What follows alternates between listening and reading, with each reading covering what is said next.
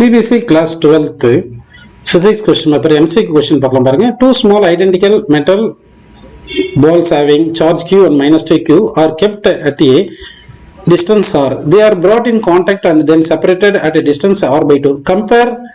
Compare to the initial force F they will be அப்படின்னு கேட்குறாங்க. இப்போ வந்து பார்த்தீங்கன்னா இனிஷியல் ஃபோர்ஸ் வந்து F is equal to K into Q into minus 2Q by R square இருக்குது கரெக்டுங்களா? அப்போ வந்து என்ன வருது? K into minus K into 2Q square by R square வருது. ஓகே, நெகட்டிவ்னா அட்ராக்டிவ் ஃபோர்ஸ் இருக்கும்.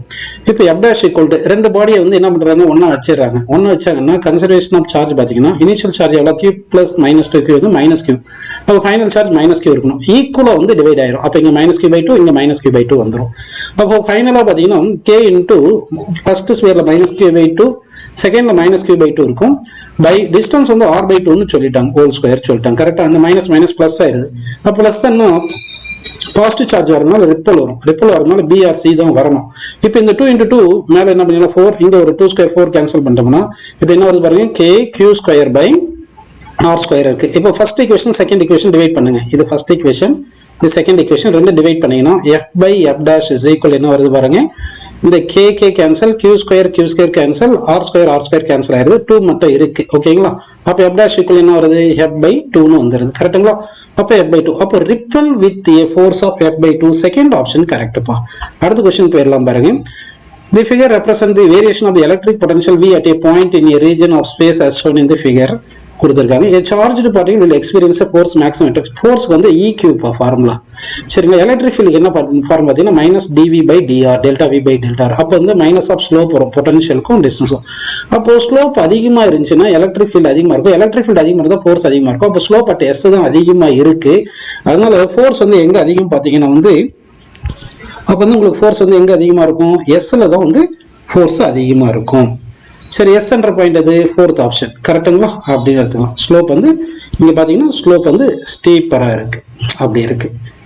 ஓகே, இங்கே பார்த்தீங்கன்னா கியூவில் பார்த்தீங்கன்னா ஸ்லோப் கம்மியாக இருக்கு. சரிங்களா? 40, ஆனால் ஸ்லோப் வந்து எஸ்ல வந்து பார்த்தீங்கன்னா பாசிட்டிவ் ஸ்லோப் வரதுனால நெகட்டிவாக இருக்கும். எலக்ட்ரிக் ஃபீல்ட் நெகட்டிவாக இருக்கும், ஃபோர்ஸ் வந்து நெகட்டிவ் ஃபோர்ஸ் இருக்கும். கியூவில் வந்து பார்த்தீங்கன்னா ஸ்லோப் வந்து நெகட்டிவாக இருக்கிறதுனால இது வந்து பாசிட்டிவ் ஃபோர்ஸாக இருக்கும் அப்படின்னு நம்ம எடுத்துக்கலாம். ஓகேங்களா?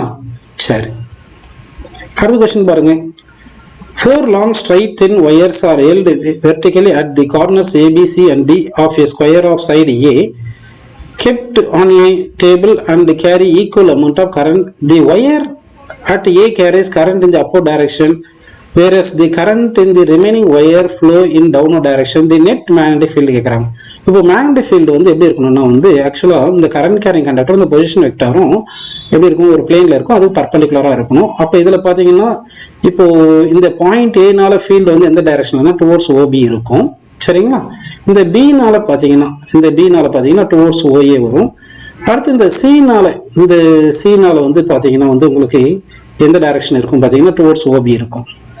அடுத்து டினால எந்த டைரக்ஷன் இருக்குன்னா டுவோர்ட்ஸ் வந்து ஓசி இருக்கும். அப்போ இது ரெண்டுமே கேன்சல் ஆகிட்டு அப்போ நெட் ஃபீல்டு 2 times வந்துடுது. ஓகேங்களா? அப்போ நெட் ஃபீல்டு வந்து 2 times ஆஃப் என்ன வருது வர μ0I by 2π A போடணும். ஆனால் இந்த டிஸ்டன்ஸ் வந்து என்னது, கார்னர் டு சென்டர் வந்து எவ்வளோ, A by √2. அப்போ A by √2 போட்டுக்கணும். அப்போ இந்த 2 கேன்சல் ஆயிரும், இந்த √2 மேலே போயிடும். அப்போ வந்து எந்த direction, towards OP, μ0I by πA into √2 வந்துருது. ஓகேங்களா? அப்போ தேர்ட் ஆப்ஷன் கரெக்டாக போட்டுக்கலாம்ப்பா. அடுத்த கொஸ்டின் பாருங்க. The magnetic flux through a loop placed in a magnetic field can be changed by changing அப்படின்னு சொல்லியிருக்காங்க. மேக்னெட்டிக் ஃப்ளக்ஸுக்கு, அதாவது மேக்னெட்டிக் ஃப்ளக்ஸுக்கு என்னது, NBA cos θ கரெக்டுங்களா? இதில் எது சேஞ்ச் ஆனாலுமே மேக்னெட்டிக் ஃப்ளக்ஸ் சேஞ்ச் ஆயிரும். ஏரியா சேஞ்ச் ஆனாலும் சேஞ்ச் ஆகும், மேக்னெட்டிக் ஃபீல்ட் சேஞ்ச் ஆனாலும் சேஞ்ச் ஆயிரும். லூப் ரொட்டேட் பண்ணுறதுனால வந்து என்ன ஆயிடுது, θ மாறினாலும் சேஞ்ச் ஆயிரும். அதனால எது ஒன்று சேஞ்ச் பண்ணாலுமே ஏபிசியில் எது சேஞ்ச் ஆனாலுமே என்ன ஆயிரும், உனக்கு ஃப்ளக்ஸ் சேஞ்ச் ஆயிரும். So fourth option correct. ஓகேங்களா? அப்படி எடுத்துக்கலாம். அடுத்த கொஸ்டின் போயிடலாம் பாருங்க. 5th question. Which all following is not true for electrical energy compared to that of DC சொல்றாங்க. அதாவது ஏசி வந்து எக்கனாமிக்கல் இது கரெக்ட். ஏசி வந்து ஈஸியாக வோல்டேஜ் சேஞ்ச் பண்ணிக்கலாம். ஏசி வந்து லாங் டிஸ்டன்ஸ் செட் பண்ணலாம். ஏசிக்கு வந்து பார்த்தீங்கன்னா ஆர்எம்எஸ் வேல்யூ வந்து டிசி விட அதிகமாக இருக்கும். அதாவது பீக் வேல்யூ வந்து √2 times ஆஃப் ஆர்எம்எஸ் வேல்யூ வரும். அதனால அதிகமாக இருக்கிறதுனால இது லெஸ் டேஞ்சரஸ்ன்றது தப்பு. more dangerous தான் கரெக்ட். அதனால 5th வந்து 4th ஆப்ஷன் கரெக்ட். அடுத்து 6th क्वेश्चन பாருங்க. the magnetic field in a plane electromagnetic wave traveling இப்படி சொல்லியிருக்காங்க. இது kx, இது ஒமேகா t. ஓகேங்களா, அது வேல்யூ ஆஃப் ஆல்பா கேட்குறாங்க. ஒரு மீடியம் கொடுத்துருக்காங்க, ரிஃப்ராக்டண்டா சொல்லியிருக்காங்க. இப்போ வந்து நமக்கு என்ன ஃபார்முலா தெரியும்னா omega by K is equal to ஸ்பீடுன்னு தெரியும். இங்கே ஒமேகா பை கே பிளேஸ்ல ஆல்பா போட்டிருக்காங்க. ஸ்பீடு வந்து பார்த்தீங்கன்னா சி பை ரிஃப்ராக்டிவ் இண்டெக்ஸ் என்ன போட்டுருக்கோம். இதுல இருந்து alpha equal to omega N divide by C போட்டுக்கலாம். ஒமேகா பிளேஸ் 1.5 இன்டூ 10^11 இருக்கு. இன்டூ என் வந்து 1.5 போட்டு சி வந்து 3 இன்டூ 10^8 அப்படி போடணும்ப்பா. இதை சிம்பிளை பண்ணணும். இதை சிம்பிளை பண்ணீங்கன்னா உங்களுக்கு என்ன ஆகுது, இது வந்து சிம்பிளை பண்ணலாம். ஓகேங்களா, சிம்பிளை பண்ணிங்கன்னா உங்களுக்கு என்ன வரும்னா 0.75 இன்டூ 10^3 வரும். அப்போ இதை மாற்றி 7.5 இன்டூ 10^2 எழுதிக்கலாம். So 3rd option correct. அடுத்த கொஸ்டின் பாருங்க. Light of which of the following colour will have maximum energy அப்படின்னு சொல்லியிருக்காங்க. Energy equal to HSE by lambda. அப்போ லேம்டா கம்மியாக இருந்துச்சுன்னா எனர்ஜி அதிகமாக இருக்கும். ப்ளூ லைட்டுக்கு தான் லேம்டா வந்து ரொம்ப கம்மி, அதனால ப்ளூ லைட்டுக்கு தான் எனர்ஜி அதிகமாக இருக்கும். ஓகேங்களா, அடுத்த கொஸ்டின் பாருங்க. Nuclides with the same neutron number சேமா இருந்துச்சா அதை என்ன சொல்லுவோம், ஐசோடோன்ஸ்னு சொல்லுவோம். அடுத்து பாருங்க. The radius of nucleus of mass number 125 சொல்லியிருக்காங்க. ரேடியஸ்க்கு என்ன formula, r0 into a⁻1/3. r0 வந்து 1.2 ஃபெர்மி மீட்டர், a⁻1/3 வந்து 125 கரெக்டுங்களா. இது வந்து 5 வந்துடும், ஏன்னா 5 கியூப் வந்து 5 வந்துடும். அப்போ 1.2 இன்டூ 5 போடணும். அப்போ என்ன வரும், 1.2 into 5 6 fermi metre. So option A correct. அடுத்த கொஸ்டின் பாருங்க. The energy of an electron in an orbit of hydrogen -3.4 its angular moment கேட்குறாங்க. அப்போ energy equal to -13.6 by n square தெரியும் உங்களுக்கு. Energy -3.4 is equal to -13.6 by n square போட்டு solve பண்ணீங்கன்னா n square equal to 4 வரும். So n equal to angular moment வந்து nh by 2π. அப்போ n வந்து 2ன்னு போட்டிட்டீங்கன்னா 2 கேன்சல், h/π வந்து 3rd ஆப்ஷன் கரெக்ட். அடுத்த கொஸ்டின் பாருங்க.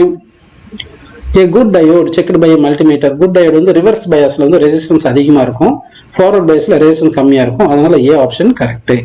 அடுத்த கொஸ்டின் பாருங்க. தி ஆர்எம்எஸ் அண்ட் ஆவரேஜ் வோல்டேஜ் கேட்டிருக்காங்க. ஆர்எம்எஸ் வோல்டேஜ் வந்து உங்களுக்கு தெரியும், ஆர்எம்எஸ் வந்து V0/√2. ஆவரேஜ் வேல்யூ வந்து ஓவர் ஃபுல் சைக்கிளுக்கு வந்து 0. ஆஃப் சைக்கிளுக்கு தான் என்ன வரும், அந்த V0 2V0/πன்னு வரும். அப்போ வந்து இதுக்கு ஆன்சர் வந்து சி கரெக்ட். ஓகேங்களா, அடுத்த கொஸ்டின் பாருங்க. Induced EMF produced in a coil will be more when the change in magnetic flux more இருக்கணும். இவங்க டைரக்டாவே இப்படி சொல்லிட்டாங்க, அதனால இது வந்து ஃபால்ஸ். ஓகேங்களா, அதாவது இன்டியூஸ்ட் EMFக்கு என்ன பண்ணணும், ரேட் ஆஃப் சேஞ்ச் ஆஃப் ஃப்ளக்ஸ்னு வரணும், rate of change of flux வரணும். சரிங்களா, அப்போ வந்து இவங்க டைரக்ட்லி ப்ரொபோர்ஷனல் ஃப்ளக்ஸ் மட்டும் சொல்லியிருக்காங்க, தப்பு சேஞ்ச் இன் ஃப்ளக்ஸ் சொல்லணும். Induced EMF produced directly proportional to rate of change of flux போடணும். இவங்க திருப்பி directly proportional to change in flux சொல்லிட்டாங்க, ரெண்டுமே ஃபால்ஸ். அப்படின்னா இது என்ன வரும், both are false. Both are false வந்து என்ன வருது, டி. ஓகேங்களா, அடுத்த கொஸ்டின் போலாம் பாருங்க. அடுத்த கொஸ்டின் போலாம்.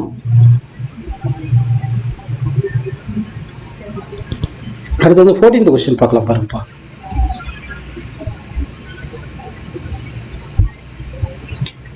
In Young's double slit experiment, the fringe with for dark and bright fringes are same சொல்லியிருக்காங்க. அது β/2 அது கரெக்ட். அப்போ இது true. Fringe with is given by beta equal lambda d/d அப்படின்னு சொல்லி ஒரு simple of their usual meaning. இதுவும் correct தான், கரெக்டாக இதுவும் ட்ரூ. அப்போ அசன் ட்ரூ, ரீசன் ட்ரூ. ஆனால் ரீசன் அசன் எக்ஸ்பிளைன் பண்ணுற மாதிரி இருக்கான்னு பார்த்தோம்னா வந்து β/2 சொல்லணும்னா அப்போ ஏன்னு போட்டுக்கலாம்.